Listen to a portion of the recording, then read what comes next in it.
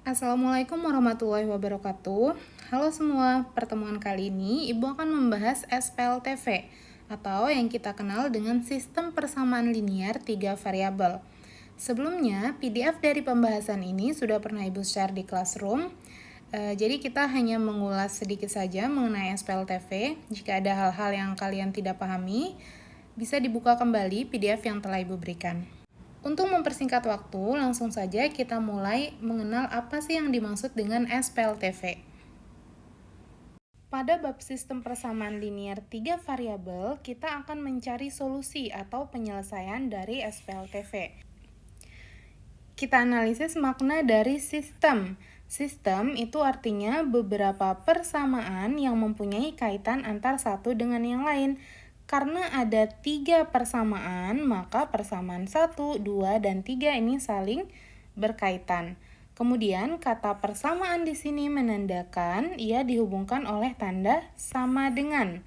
Selanjutnya, 3 variabel menandakan bahwa setiap persamaan ini mempunyai 3 variabel. Variabel X, variabel Y, dan variabel Z. Nah, untuk mencari solusi dari SPLTV, kita akan menemukan nilai dari masing-masing variabel tersebut, yaitu variabel X, Y, dan Z.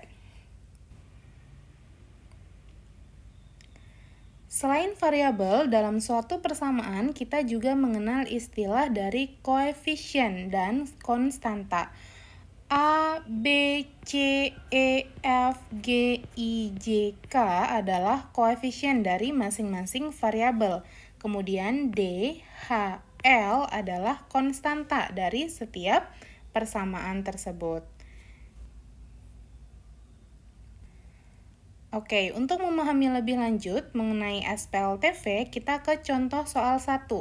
Misalkan diketahui sistem persamaan ini, kemudian kalian diminta untuk menentukan apakah 1, 2, 3 ini merupakan solusi dari SPLTV tersebut atau 1, 0, min 3 yang merupakan solusi dari SPLTV tersebut. Kapan nilai-nilai dari variabel ini merupakan solusi? Nah, dia akan menjadi solusi ketika kalian mensubstitusikan nilai variabel tersebut ke dalam 3 persamaan ini haruslah bernilai benar. Misalkan nih, kita substitusikan dulu 1, 2, dan 3.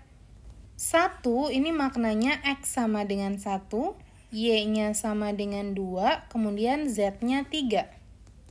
Ketika kalian substitusikan 1, 2, dan 3 ke dalam persamaan pertama, X-nya diganti 1, sehingga 2 kali 1 ditambah 3 kali 2, Y-nya kita ganti dengan 2, min Z. Z-nya 3 kan, berarti min 3. Hitung deh nih hasilnya, 2 kali 1, 2, ditambah 3 kali 2 itu 6, dikurangi 3, hasilnya 5. 5 ini sesuai dengan hasil pada persamaan pertama. Persamaan pertama kan hasilnya 5 nih. Kemudian ketika kita substitusikan, ternyata hasilnya 5 juga. Sehingga dia sesuai.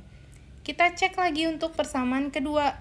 Masukkan nih angka 1, 2, 3 ke persamaan kedua. Nanti akan diperoleh hasilnya 8. Oke, kita cek lagi. Apakah persamaan kedua itu hasilnya 8? Ya, benar, hasilnya 8. Berarti sesuai. Selanjutnya yang terakhir, kita cek untuk persamaan ketiga. Jadi 1, 2, dan 3 kalian substitusikan ke persamaan yang ketiga. Setelah kita substitusi, hasilnya diperoleh 10. Kalian cek lagi, tadi hasil dari persamaan ketiga 10 enggak? Ternyata 10 juga, berarti sesuai. Karena 1, 2, dan 3 sesuai dengan ketiga persamaan tersebut, atau memenuhi ketiga persamaan tersebut, maka dapat dikatakan 1, 2, dan 3 merupakan solusi dari SPLTV tersebut. Kalau di contoh soal nomor 1, sudah ditentukan penyelesaiannya. Di contoh soal nomor 2, ini kalian diminta untuk menentukan penyelesaiannya. Jadi kalau contoh soal nomor 1 tadi, kalian hanya menguji ke setiap persamaan apakah penyelesaiannya itu cocok atau tidak. Tapi kalau di contoh 2, kita diminta untuk menentukan penyelesaian. Jadi, artinya kita mencari nilai X-nya berapa, variabel Y-nya berapa, dan variabel Z-nya berapa. Caranya, kalian bisa menggunakan metode eliminasi dan metode substitusi. Jadi kan di sini ada 3 persamaan nih. Kalian bebas boleh menggunakan persamaan 1 dan 2 terlebih dahulu di langkah 1, atau 1 dan 3, atau 2 dan 3, bisa mana aja. Tapi Ibu sarankan ambil angka yang paling mudah. Di sini Ibu ambil persamaan 1 dan persamaan kedua. Oke, kita tuliskan di langkah pertama. Setelah itu kalian tentukan mau eliminasi variabel apa dulu. Sebetulnya kalian boleh memilih bebas variabel manapun yang akan dieliminasi terlebih dahulu, tapi akan lebih mudah apabila kalian mengeliminasi variabel yang mempunyai koefisien dengan angka terkecil. Nah, kalau kita perhatikan, Z ini angkanya paling kecil nih dari variabel yang lain, atau koefisiennya Z itu paling kecil. Sehingga untuk di langkah 1, Ibu putuskan untuk mengeliminasi Z terlebih dahulu. Apa syarat eliminasi suatu variabel? Syaratnya, ketika kita mengeliminasi suatu variabel, maka koefisien dari variabel tersebut haruslah sama. Jika kita perhatikan, koefisien dari persamaan pertama untuk variabel Z itu koefisiennya 1 Z. Kemudian persamaan kedua 2Z. Supaya sama, maka persamaan pertama Ibu kalikan dengan angka 2, persamaan kedua Ibu kalikan dengan angka 1. Berikutnya, kalau dikalikan dengan angka 2, ingat kalau dalam matematika kita harus memberikan perlakuan yang sama di ruas kiri dan ruas kanan. Jadi kalau Z-nya dikali 2, maka setiap ruas kita kali dengan angka 2. Diperolehlah 2 dikali 2X itu 4X, dan seterusnya sampai dengan 2 dikali 6 hasilnya 12. Begitupun untuk persamaan kedua, kita kalikan dengan 1, karena bilangan dikalikan dengan 1, hasilnya adalah bilangan itu sendiri, maka kalian tuliskan ulang saja nih persamaan kedua. Berikutnya, karena kita akan mengeliminasi, eliminasi itu kan artinya menghilangkan ya, jadi yang akan kita hilangkan itu kan si Z. Caranya, kalau tanda dari variabel Z itu sama, maka kalian kurangkan. Ini kan sama-sama plus ya, jadi dikurangkan. Nanti kalau ada soal berikutnya, misalkan ini sama-sama minus, berarti dikurang.